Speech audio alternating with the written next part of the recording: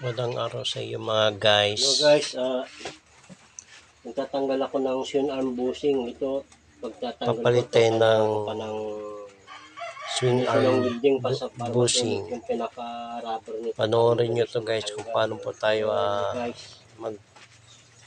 maglalagay ng panibag bushing ng swing arms.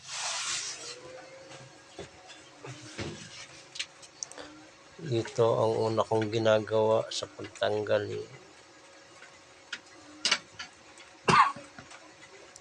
Wini-welding ko muna ang bushing nito. Dating nakalagay kasi may goma yon, may goma siya, kaya kailangan sunog yung goma para madali lang siyang tanggalin. Excuse me guys, at ako inuubo.